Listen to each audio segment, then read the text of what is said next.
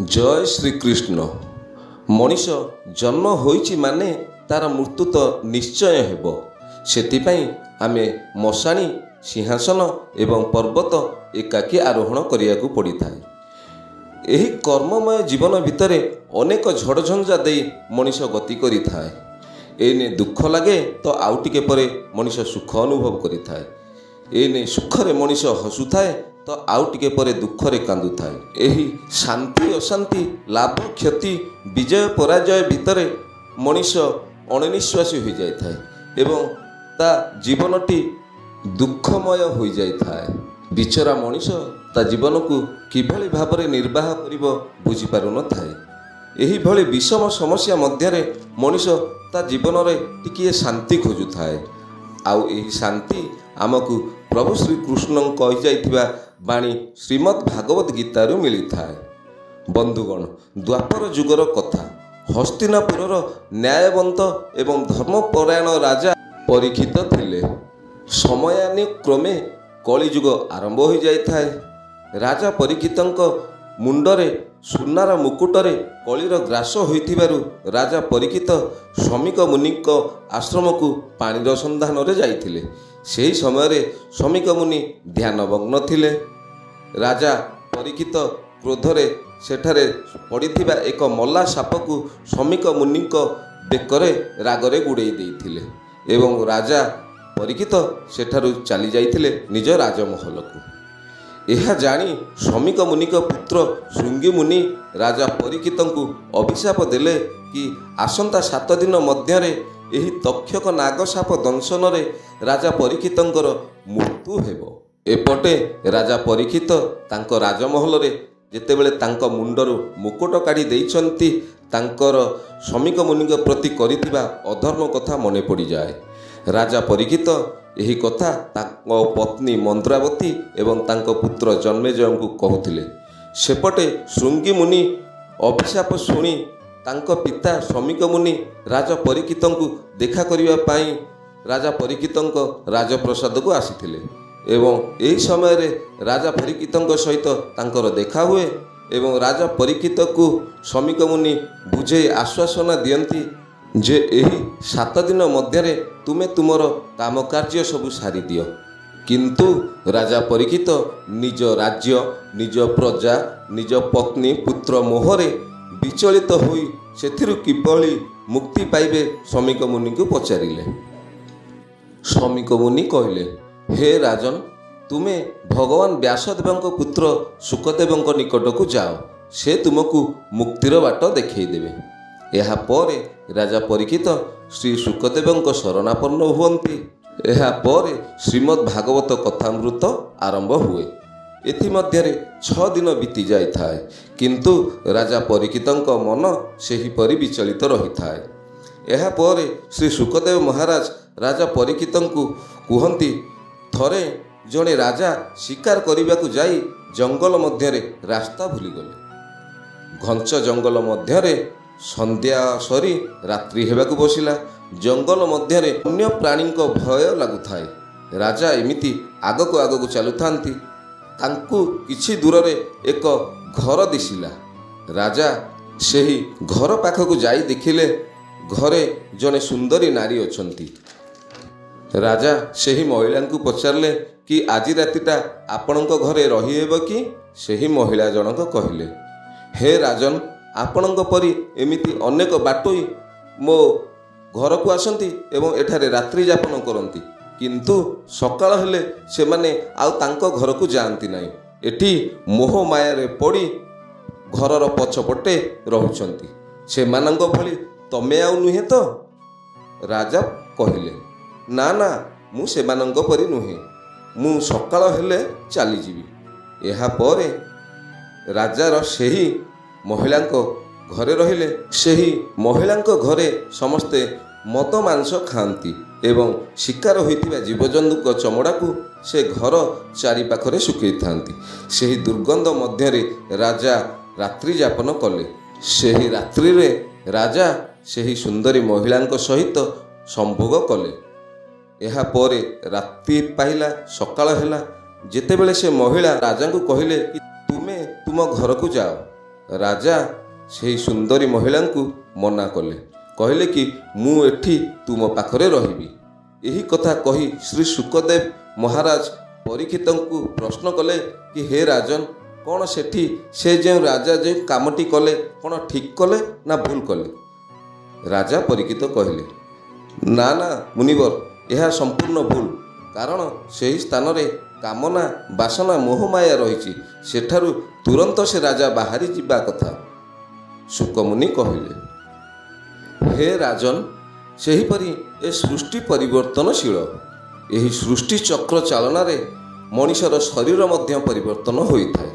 ଯେପରିକି ଜନ୍ମରୁ ଆମକୁ ଶିଶୁ, ଶିଶୁରୁ କିଶୋର ଏବଂ କିଶୋରରୁ ଯୁବକ ଅବସ୍ଥା, ଯୁବକ ଅବସ୍ଥାରୁ ବୃଦ୍ଧ ଅବସ୍ଥା ଯାଏଁ ଆମ ଶରୀର ପରିବର୍ତ୍ତନ ହୋଇଥାଏ। ସେହିପରି ମଣିଷ ତା ଜୀବନରେ ଅନୁଭବ କରୁଥିବା ସୁଖ ଦୁଃଖ ମଧ୍ୟ ସମୟାନୁକ୍ରମେ ପରିବର୍ତ୍ତନ ହୋଇଥାଏ। ହେ ରାଜନ, ଏ ମାନବ ଶରୀର ଅସ୍ଥାୟୀ ଅଟେ। ଯେପରିକି ମଣିଷ ତାର ବସ୍ତ୍ର ପିନ୍ଧିଥାଏ ଏବଂ ତାର କାମ ସରିଲା ପରେ ସେ ବସ୍ତ୍ରକୁ ପରିତ୍ୟାଗ କରିଦେଇଥାଏ, ସେହିଭଳି ଯେତେବେଳେ ମଣିଷ ଶରୀରରୁ ପ୍ରାଣ ଚାଲି ଯାଇଥାଏ ସେତେବେଳେ ଏ ଶରୀରର ନାଶ ହୋଇଯାଇଥାଏ। କିନ୍ତୁ ମଣିଷର ଆତ୍ମା ସତ୍ୟ, ସନାତନ, ଅଜନ୍ମା, ଅବିନାଶୀ ଅଟେ, ଯାହାର କେବେ ବି ବିନାଶ ହୁଏ ନାହିଁ। ପ୍ରତ୍ୟେକ ମଣିଷର ପ୍ରାରବ୍ଧରୁ ଯେଉଁ କର୍ମ ସବୁ କରିଥାଏ, ଯେପରିକି ତା ଜୀବନରେ କେତେ ସତ ଆଉ କେତେ ମିଛ କହିଥାଏ, ସେହି ଅନୁସାରେ ମଣିଷର ପ୍ରାରବ୍ଧ ନିର୍ଦ୍ଧାରିତ ହୋଇଥାଏ ଏବଂ ଏହି ପ୍ରାରବ୍ଧ ହିସାବରେ ମଣିଷର ପରବର୍ତ୍ତୀ ଜନ୍ମ ହୋଇଥାଏ। ତେଣୁ ଏ ଶରୀର ପ୍ରତି ମୋହମାୟା ତ୍ୟାଗ କର ଏବଂ ନିଜ ଆତ୍ମାଙ୍କୁ ପରମାତ୍ମାଙ୍କ ସହିତ ସଂଯୋଗ କର। ଏହାପରେ ରାଜା ପରୀକ୍ଷିତ କହିଲେ, ହେ ମୁନିବର, ଯଦି ଏହି ଶରୀର ଅସ୍ଥାୟୀ ତ ଏହି ଶରୀର ମଧ୍ୟରେ ଥିବା ଆତ୍ମା କିପରି ସ୍ଥାୟୀ ଅଟେ ଏବଂ ଏହି ଆତ୍ମା କିଭଳି ପରମାତ୍ମାଙ୍କ ଦର୍ଶନ କରିପାରି ମୋକ୍ଷ ପ୍ରାପ୍ତି ହେବ, ଦୟାକରି ଏହାର ଉପାୟ ମୋତେ କୁହନ୍ତୁ। ଶୁକମୁନି କହିଲେ, ହେ ରାଜନ, ଏକ ଗ୍ରାମରେ ଜଣେ ଭଦ୍ର ବ୍ୟକ୍ତି ଥିଲେ। ତାଙ୍କ ନାମ ଅଜାମ୍ବିଳ ଥିଲା। ତାଙ୍କର ବାପା ମାଙ୍କ ସହିତ ତାଙ୍କ ପରିବାରରେ 8 ଗୋଟି ସନ୍ତାନ ସନ୍ତତି ଥିଲେ। ଏମିତି ଅଜାମ୍ବିଳ ହାଟକୁ ଯାଇ କର୍ମ କରନ୍ତି ଏବଂ ସବୁଦିନ କର୍ମ କରିସାରି ନିଜ ଘରକୁ ଫେରନ୍ତି। ଏମିତି ସବୁଦିନେ ତାଙ୍କ ପରିବାରଟି ସୁଖ ଦୁଃଖରେ ତାଙ୍କ ସଂସାରଟି ନିର୍ବାହ ହୁଏ। ଦିନକର କଥା, ଅଜାମ୍ବିଳ ହାଟରୁ କାମ ସାରି ଘରକୁ ଫେରିଲା ବେଳେ ଜଣେ ଦେହଜୀବୀ ବେଶ୍ୟାଙ୍କ ଉପରେ ଅଜାମ୍ବିଳଙ୍କର ନଜର ପଡ଼ିଲା। ସେହି ବେଶ୍ୟାଙ୍କୁ ଦେଖି ଅଜାମ୍ବିଳ ମୋହିତ ହୋଇଗଲେ। ସେହିଦିନ ଅଜାମ୍ବିଳ ବେଶ୍ୟାର ଘରେ ରାତ୍ରି ଯାପନ କଲେ। କାମନା ବାସନା ଅଜାମ୍ବିଳଙ୍କୁ ଏତେ ଘାରିଥିଲା ଯେ ସେଥିରେ ସେ ଅନ୍ଧ ହୋଇ ତାଙ୍କ ନିଜ ପରିବାର ଛାଡ଼ି ସେହି 12 ବିଳାସିନୀ ବେଶ୍ୟାଙ୍କ ଘରେ ରହିବାରେ ଲାଗିଲେ। ଏମିତି ଅଜାମ୍ବିଳଙ୍କର ଅର୍ଥ ବା ଟଙ୍କାର ଆବଶ୍ୟକ ପଡ଼ିଲା, ଯାହାଫଳରେ ସେ ଚୋରି ଡକାୟତି ମଧ୍ୟ କଲେ ଏବଂ ସେ ବେଶ୍ୟା ଘରେ ରହି ଅଜାମ୍ବିଳ ମଦ ମାଂସ ଖାଇଲେ। ଫଳରେ ନିଜ ପରିବାରରେ ସଦାସର୍ବଦା ପାଇଁ ଅଶାନ୍ତି ଲାଗି ରହିଲା। ଦିନକର କଥା, କିଛି ସାଧୁସନ୍ଥ ଅଜାମ୍ବିଳଙ୍କ ଘର ଦେଇ ଯାଉଥାନ୍ତି। ଅଜାମ୍ବିଳଙ୍କ ଘର ଦେଇ ଯିବା ଭିତରେ ରାତ୍ରି ହୋଇଯାଇଥାଏ। ରାତ୍ରି ହୋଇଯାଇଥିବା କାରଣରୁ ସାଧୁସନ୍ଥମାନେ ଅଜାମ୍ବିଳଙ୍କୁ ରାତ୍ରି ଯାପନ ପାଇଁ ତା ଘରେ ରହିବେ ବୋଲି ଅନୁମତି ମାଗିଲେ। ନିଜ ଘରକୁ ସାଧୁସନ୍ଥଙ୍କ ଆଗମନ ଦେଖି ସେଦିନ ରାତ୍ରିରେ ଅଜାମ୍ବିଳ ଅତି ଆନନ୍ଦରେ ଅତିଥିମାନଙ୍କୁ ଖାଇବାକୁ ଦେଇ ଅତିଥିମାନଙ୍କର ସେବା କରିଥିଲେ। ରାତ୍ରି ସରିଲା, ରାତ୍ରି ପାଇଁ ସକାଳ ହେଲା। ସାଧୁସନ୍ଥମାନେ ତାଙ୍କ ନିଜ ନିଜ ଆଶ୍ରମକୁ ଯିବା ପୂର୍ବରୁ ଅଜାମ୍ବିଳଙ୍କୁ ପଚାରିଲେ କି ହେ ଅଜାମ୍ବିଳ, ତୁମେ କ'ଣ କର? ସେଦିନ ଅଜାମ୍ବିଳ ସବୁ ସତ ସତ କଥା ସେ ସାଧୁସନ୍ଥଙ୍କ ଆଗରେ କହିଲା ଯେ ସେ ତା ପରିବାର ଛାଡ଼ି ବେଶ୍ୟାଙ୍କ ସହିତ ବସବାସ କରୁଛି, ମଦ ମାଂସ ଖାଇ ଚୋରି କରୁଛି, ଏମିତି ବିଭିନ୍ନ ଜଘନ୍ୟ କାମ ସବୁ କରୁଛି। ଅଜାମ୍ବିଳଙ୍କ ମୁଖରୁ ସବୁ ସତ କଥା ଶୁଣି ଜଣେ ସାଧୁ କହିଲେ, ଅଜାମ୍ବିଳ, ଆମେ ଯଦି ଜାଣିଥାନ୍ତୁ କି ତୁମେ ଜଣେ ଏଭଳି ବ୍ୟକ୍ତି, ତାହେଲେ ତୁମ ଘରେ ଆମେ ଜମା ଆଶ୍ରୟ ନେଇନଥାନ୍ତୁ। ଆମ୍ଭେମାନେ ତୁମ୍ଭ ଘରେ ରାତ୍ରି ଯାପନ କରିଥିବାରୁ ତୁମେ ଆମକୁ ଏକ ପ୍ରକାର ସାହାଯ୍ୟ କରିଛ। ସାଧୁ ମହାରାଜ କହିଲେ, ଅଜାମ୍ବିଳ, ତୁମର କେତୋଟି ସନ୍ତାନ ଅଛନ୍ତି? ଅଜାମ୍ବିଳ କହିଲେ, ହେ ମୁନିବର, ମୋର 8ଟି ସନ୍ତାନ ଅଛନ୍ତି, ଆଉ ପତ୍ନୀଙ୍କ ଗର୍ଭରେ ଏକ ଶିଶୁ ଅଛନ୍ତି। ସାଧୁ ମହାରାଜ କହିଲେ, ତୁମ ପତ୍ନୀଙ୍କ 9ମ ଗର୍ଭରେ ଏକ ପୁତ୍ର ସନ୍ତାନ ଜନ୍ମ ହେବ। ତାହାର ନାମ ତୁମେ ନାରାୟଣ ରଖିବ। ସେହି ପୁତ୍ର ନାରାୟଣଙ୍କ ଦ୍ୱାରା ତୁମକୁ ମୁକ୍ତି ମିଳିବ। ଏହାପରେ ସାଧୁ ମହାରାଜ ସେହି ସ୍ଥାନରୁ ଚାଲିଗଲେ। ସାଧୁଙ୍କ କହିବା ଅନୁଯାୟୀ ଅଜାମ୍ବିଳଙ୍କର ଏକ ପୁତ୍ର ସନ୍ତାନ ଲାଭ ହେଲା। ଅଜାମ୍ବିଳ ତାଙ୍କ ନାମ ନାରାୟଣ ରଖିଲେ। ସବୁ ସନ୍ତାନଙ୍କ ଅପେକ୍ଷା ଅଜାମ୍ବିଳ ତାଙ୍କ ସାନ ପୁତ୍ର ନାରାୟଣଙ୍କୁ ଅଧିକ ଭଲ ପାଉଥିଲେ। ସେଥିପାଇଁ ସବୁ ସମୟରେ ସେ ତାଙ୍କ ପୁତ୍ର ନାରାୟଣଙ୍କୁ ଖୋଜୁଥିଲେ। ଯୁଆଡ଼େ ଗଲେ ନାରାୟଣ ନାରାୟଣ ଡାକୁଥିଲେ। ଦିନକର କଥା, ଅଜାମ୍ବିଳଙ୍କ ଦେହ ସମ୍ପୂର୍ଣ୍ଣ ଖରାପ ହୋଇ ସେ ଶେଯରେ ପଡ଼ିଥିଲେ। ଅଜାମ୍ବିଳ ତାଙ୍କ ଶରୀରର କଷ୍ଟ ସହି ନ ପାରି ତାଙ୍କ ପୁତ୍ର ନାରାୟଣଙ୍କୁ ଡାକିଲେ। ନାରାୟଣ ତାଙ୍କ ଘର ପାଖରେ ଖେଳୁଥିଲେ। ଏପଟେ ଯମରାଜଙ୍କ ପାଞ୍ଜିରେ ଅଜାମ୍ବିଳଙ୍କର ଆୟୁଷ ସରିଯାଇଛି। ସେଥିପାଇଁ ଯମଦୂତ ଅଜାମ୍ବିଳଙ୍କୁ ନେବା ପାଇଁ ଅଜାମ୍ବିଳଙ୍କ ପାଖକୁ ଆସିଥିଲେ। କଷ୍ଟରେ ଅଜାମ୍ବିଳ ନାରାୟଣ ନାରାୟଣ ଡାକୁଥାନ୍ତି। ସେପଟେ ନାରାୟଣଙ୍କ ଦୂତ ଶୁଣିବାକୁ ପାଇଲେ କି କେଉଁଠାରେ ପ୍ରଭୁଙ୍କ ଭକ୍ତ କଷ୍ଟରେ ରହି ଉଦ୍ଧାର ପାଇଁ ନାରାୟଣ ନାରାୟଣ ଡାକୁଛନ୍ତି। ସାହାଯ୍ୟ ପାଇଁ ନାରାୟଣଙ୍କ 2 ଦୂତ ଅଜାମ୍ବିଳଙ୍କ ପାଖକୁ ଆସିଲେ। ଦେଖିଲେ କି ଯମରାଜଙ୍କ ଦୂତ ଅଜାମ୍ବିଳକୁ ନେବା ପାଇଁ ଆସୁଛନ୍ତି। କିନ୍ତୁ ନାରାୟଣଙ୍କ ଭକ୍ତ ନାରାୟଣଙ୍କ ବିନା ଅନୁମତିରେ ଯାଇପାରିବେ ନାହିଁ ବୋଲି ନାରାୟଣଙ୍କ ଭକ୍ତ ଯମଦୂତଙ୍କୁ କହିଲେ। କିନ୍ତୁ ଯମଦୂତ ଏଥିରେ ରାଜି ନ ହୋଇବାରୁ ଉଭୟଙ୍କ ମଧ୍ୟରେ ଯୁଦ୍ଧ ଲାଗିଲା।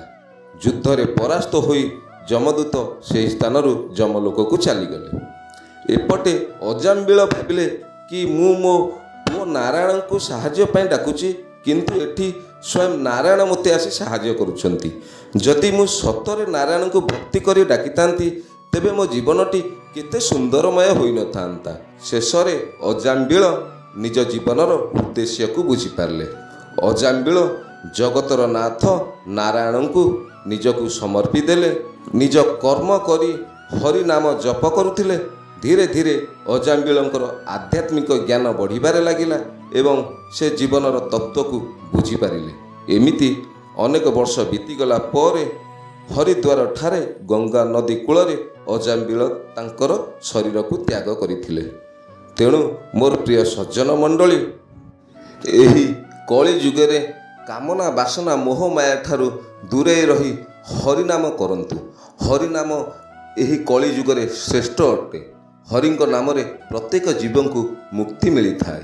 ତ୍ରେତୟା ଯୁଗରେ ଦସ୍ୟୁ ରତ୍ନାଙ୍କର ନାମରେ ଜଣେ ଗୁଣ୍ଡା ଥିଲେ, ଯାହାକି ତାଙ୍କ ପାଟିରେ ରାମ ନାମ ପଶୁନଥିଲା।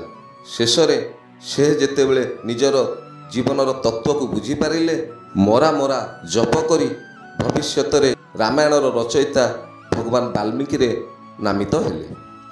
ସେଥିପାଇଁ କବି କୁହନ୍ତି, ତ୍ରେତୟାରେ ରତ୍ନାକର ପାଇନଥିଲେ ସେ ବର, ମରା ମରା ଜପ କରି ଭବସାଗରୁ ଗଲେ ସେ ତରି। ତେଣୁ ହରିନାମେ କି ରସ ଅଛି, ପାନ କଲାବାଲା ସେ ହିଁ ଜାଣିଛି। ଏହି ଶ୍ରୀମଦ୍ ଭାଗବତ ଗୀତା ଜ୍ଞାନ ଦେଇ ରାଜା ପରୀକ୍ଷିତଙ୍କୁ ଶ୍ରୀ ଶୁକଦେବ ମହାରାଜ ସନ୍ତୁଷ୍ଟ କରିଥିଲେ। ଶେଷରେ ରାଜା ପରୀକ୍ଷିତ ତାଙ୍କ ଘରକୁ ଯାଇ ନିଜର କାମ କାର୍ଯ୍ୟ ସାରି ତୁରନ୍ତ ଆସି ଶୁକଦେବ ମୁନିଙ୍କ ପାଖରେ ଆଶ୍ରୟ ନେଇଥିଲେ ଏବଂ ଶାନ୍ତିରେ ନିଜ ଶରୀରକୁ ତ୍ୟାଗ କରିଥିଲେ। ବନ୍ଧୁଗଣ, ଆଜିର ଭାଗବତ ବାଣୀ ହରି କଥାମୃତଟି ଆପଣଙ୍କୁ କିଭଳି ଲାଗିଲା କମେଣ୍ଟ କରି ଜଣାଇବେ ଏବଂ ଆମ ଚ୍ୟାନେଲକୁ ସବସ୍କ୍ରାଇବ୍ କରିବାକୁ ଭୁଲିବେ ନାହିଁ। ରହିଲି, ଜୟ ଶ୍ରୀକୃଷ୍ଣ।